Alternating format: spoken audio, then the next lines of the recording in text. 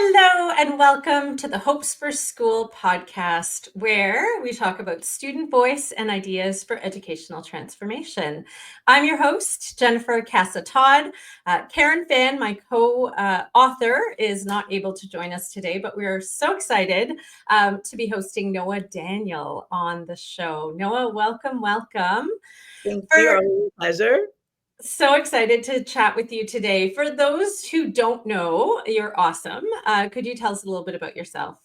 Sure. I create projects and initiatives that help students and teachers express their voices, find ways outside the confines of the teaching experience and sometimes the classroom. And through that work, I've written my third children's book. I present a lot of different places on my projects that are called Building Outside the Blocks. I do consulting work under my Building Outside the Blocks approach, which looks at fixed things in education and tries to find creative solutions. And I'm also the founder and director of the Mentoree. We're a mentorship institute for educators. So really everything I do is about voice and agency and education. Which is why I think we've connected over the years on so many different levels, all the socials, etc. And you're also you were teaching full time as well, right? Oh yeah. So yes, in addition to everything that you just shared. The whole thing. I'm a teacher in a public school. You're a teacher. That's right.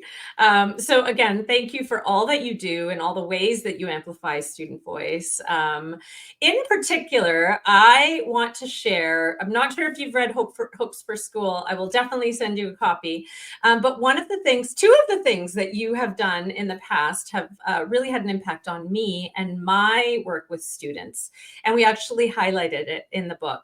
Why don't we one at a time? The first is your Friday photo, which brilliant. I've used it with grade 9 students. I've used it with grade 12 students, especially in an age of AI. There's so much capability here.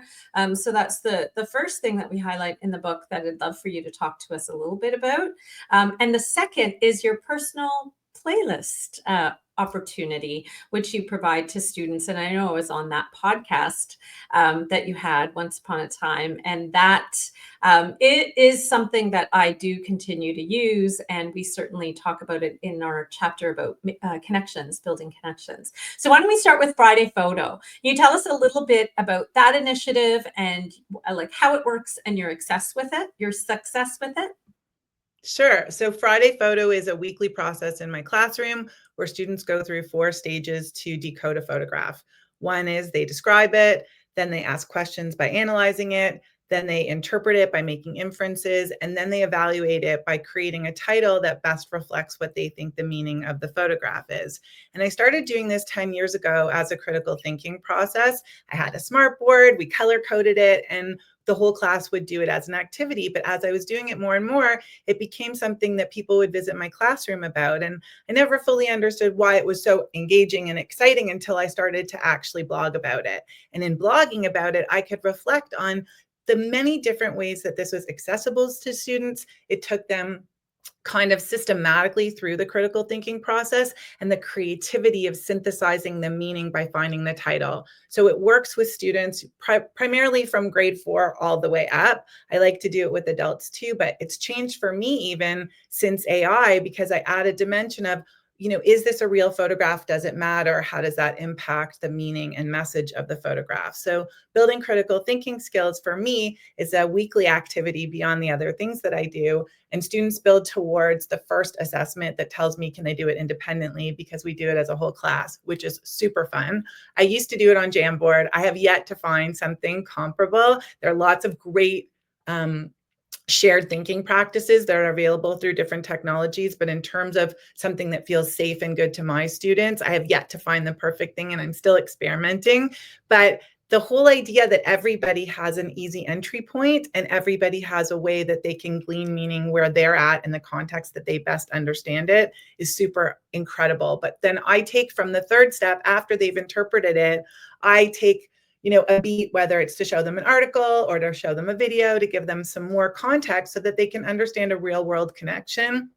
in addition to being able to find that creative title. So even if they weren't totally adept at every stage of the process, they come back into accessibility to choose that final piece. And the creativity that comes across 29 completely different answers to what to title this particular image is really where all of the justification for this weekly process comes from, and the excitement of my students coming in after lunch recess going, "What's Friday photo going to be like, Mrs. Daniel?" And that's one of the things that keeps driving me to do this work. That's amazing. So I did it when it was, we call it Media Mondays. So we did the same thing. We kind of unpacked it, but I used your Friday photo and then I shouted you out. I have used Canva whiteboard with it, and our school board has Canva, and all of our kids have access to it with a single sign-on. So that's where I've been modeling that with the use of my, I've been modeling that with my pre-service teachers at Lakehead University and using that with students.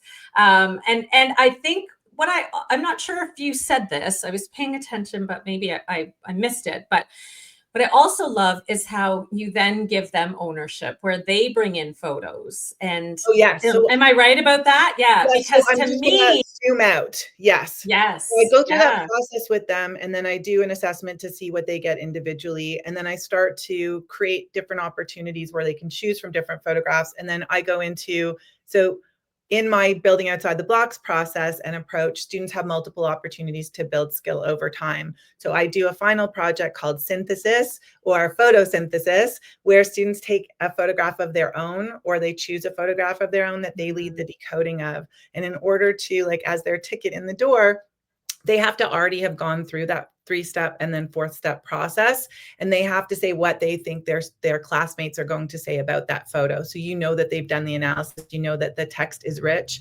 And I've seen so much creativity from students who do either take their own photograph or they set up their own photograph. There was a student one year who was trying to show just how many competing realities she had, and she set up a photo with representation all around her of her extracurricular activities, and she's in the middle going like this.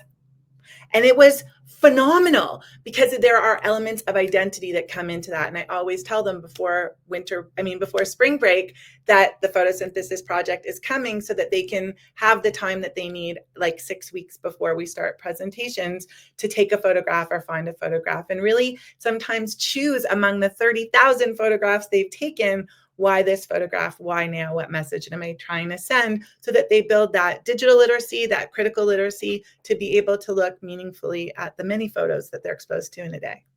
Absolutely. And I think over time, it'd be really interesting to see how many kids will create photos using AI, so that there's that added layer of AI literacy too, as they try to maybe dupe some of their friends as it becomes better and better. So I love that.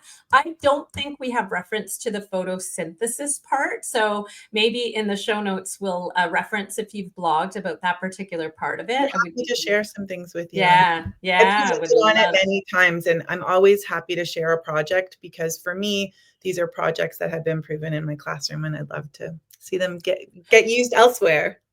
And for me, someone who follows your work and loves the things that you do, to then bring them into my classroom and my context and see how they work similarly and or differently, and then be able to chat with you about it or chat online about it, just is so powerful. So thank you for that, and for taking us through that entire process. How about the personal playlist? Can you tell us a little bit about how sort of that process began, and how you use the personal playlist in your own classroom to build connections and have students share their identities?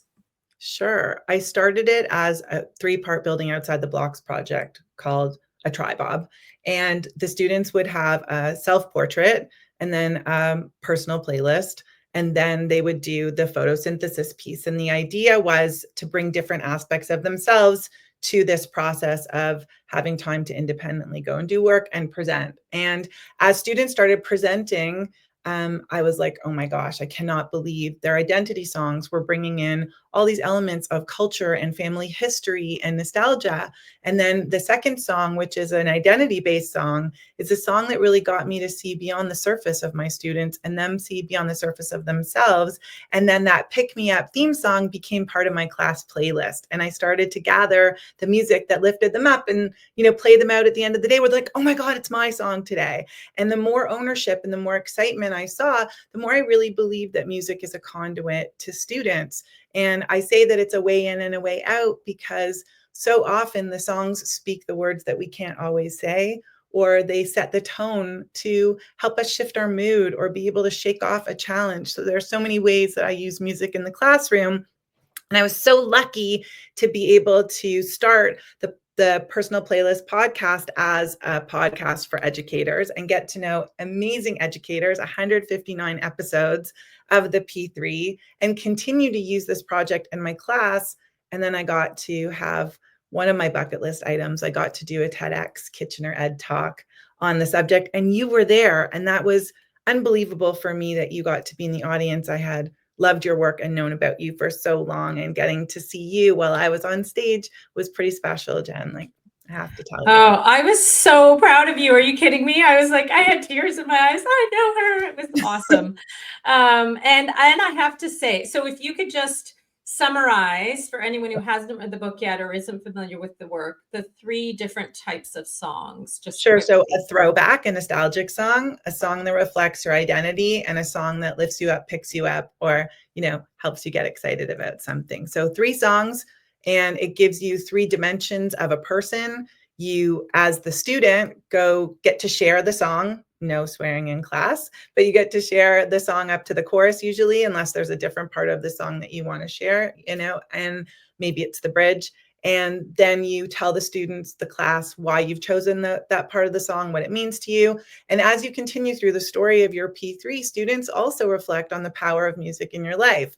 And one of my favorite stories is about the student who said, I don't like music, Mrs. Daniel. There's no music that you'll ever connect to me. And I was like, well, what do you like to watch on TV? And it turned out it was game shows. And it turned out his favorite was Jeopardy. And I was like, guess what?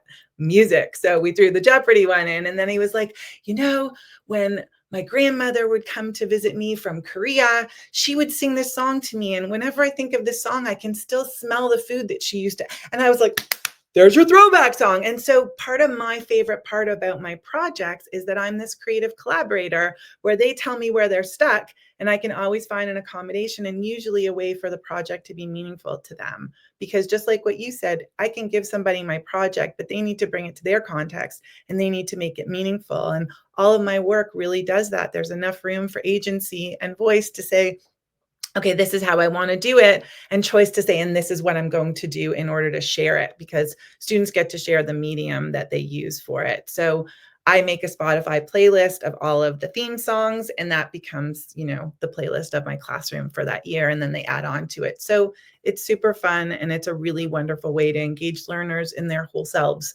and get them on this exploration self-ward at the same time that they build curricular skills and learning skills. Absolutely. I love it. Hence the fact that I included a shout out to it in the book.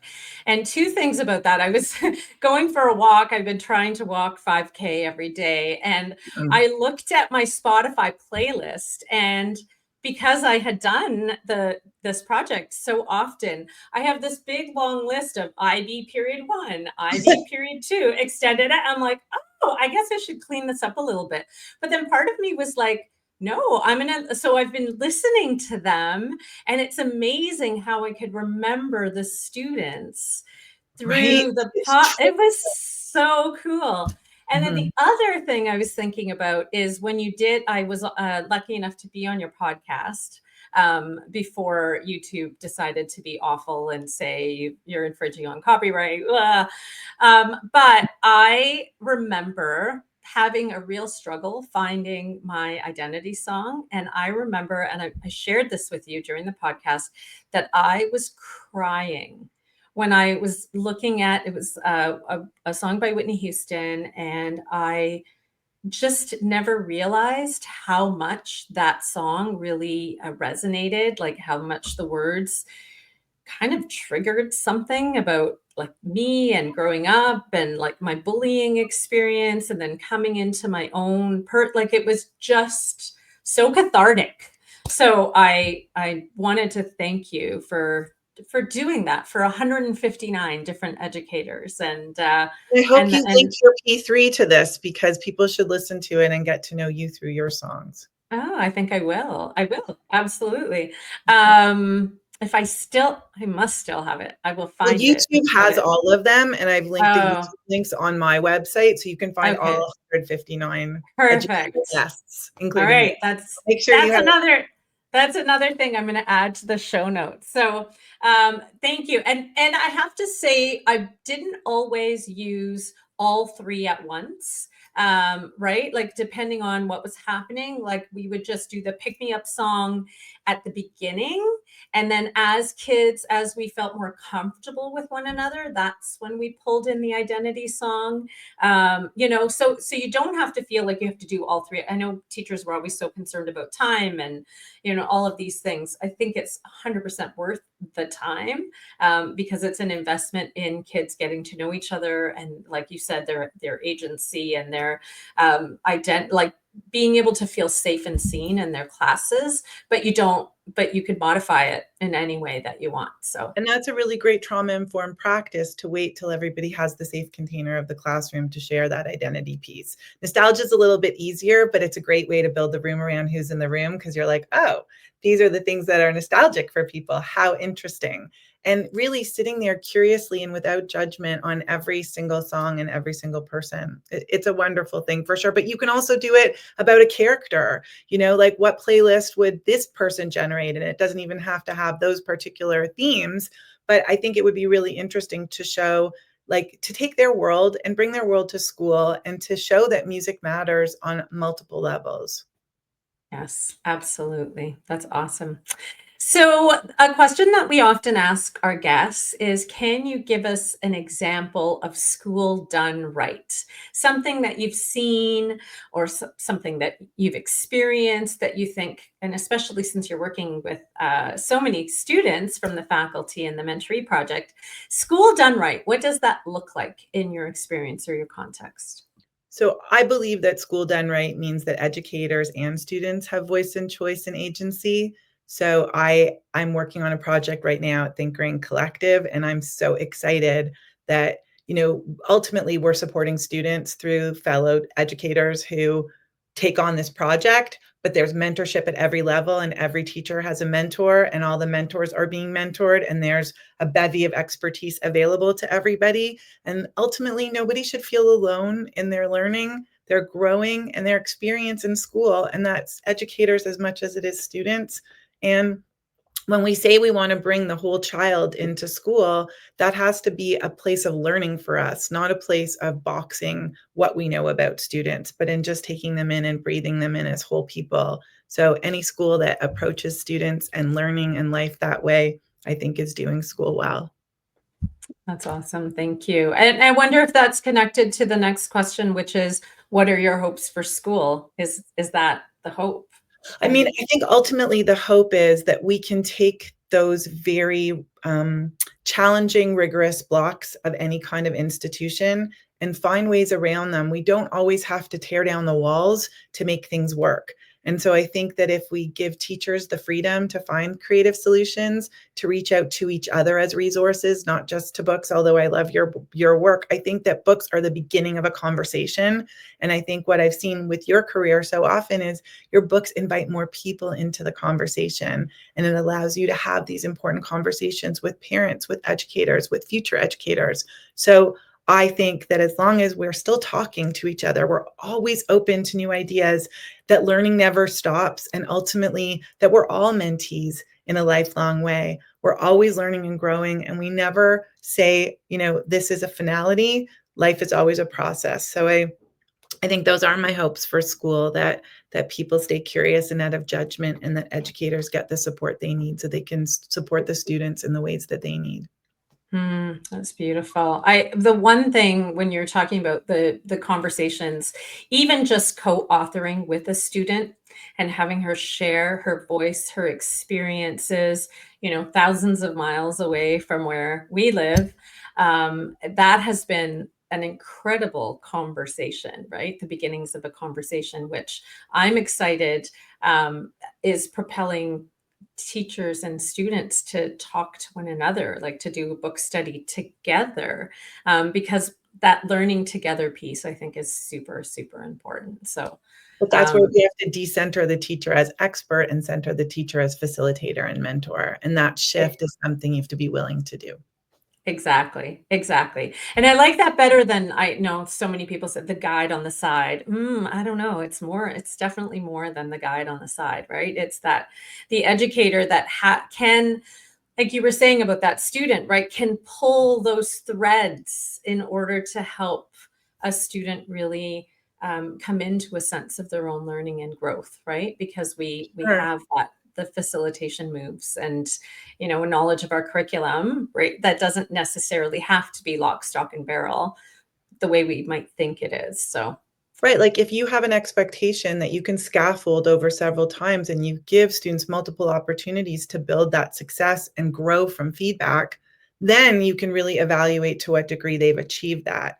But if you're doing a one and done, you're not setting anybody up for success.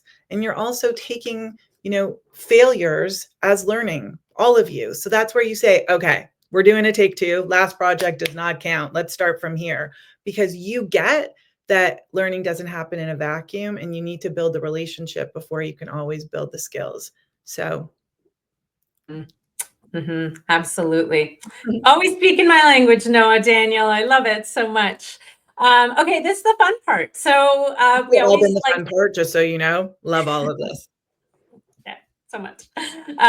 We often ask, what is your current read and or what are you currently watching? Because I just needed a TBR list. So Okay, well, I actually have the book that I'm reading right now here because I'm referring to it a lot. It's called The Creative Act, A Way of Being by Rick Rubin, and I highly recommend it. It is fascinating and phenomenal. And for somebody like me who's sometimes creative in a way that isn't visible, it gives me so much validation and some language to things I hadn't been able to describe before. It's so affirming and joyful. But I'm also reading The Summer I Turned Pretty and talking about it with my daughters because I'm on Team Conrad. I love them complicated and a little bit, cranky. So it's fun. I have 3 daughters, and this is something we can all talk about. I love that. Do you know that my daughter my daughter Kelsey was a non-reader her entire life, And like we would go to chapters and Sydney would come home with like bags of books, right? She has bookshelf after bookshelf.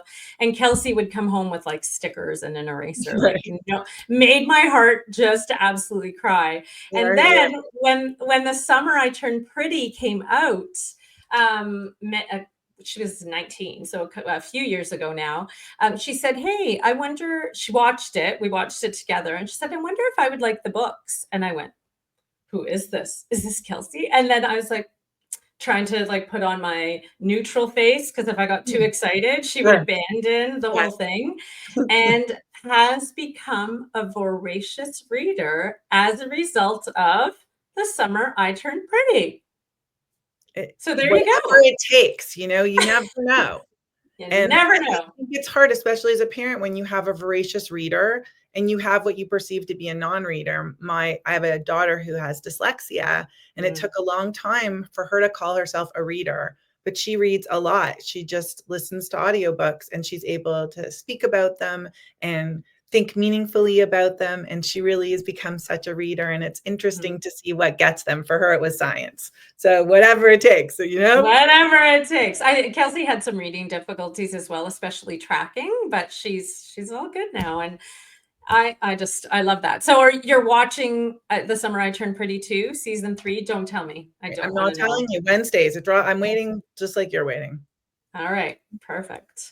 Well, Noah, thank you so much for being here. I always enjoy our conversations. Can you let everyone know where we can find you online? Sure. I'm at I am Noa Daniel on socials, and you can find me on LinkedIn. You can also find me on Substack. I just started on Substack. So please come and check out my work and talk to me about what it is that you're doing with students and voice and choice. And I'm always interested in growing from you too. Amazing. Thank you again for your time and for the chat. I look Oh, forward and to seeing sorry, you the soon. Mentoree, of course, and at the Mentoree. And at the Mentoree. Okay, Yes. perfect. Sorry Okay. about that. No worries. Thank you. And those of you listening, thank you so much for taking the time. Until next time.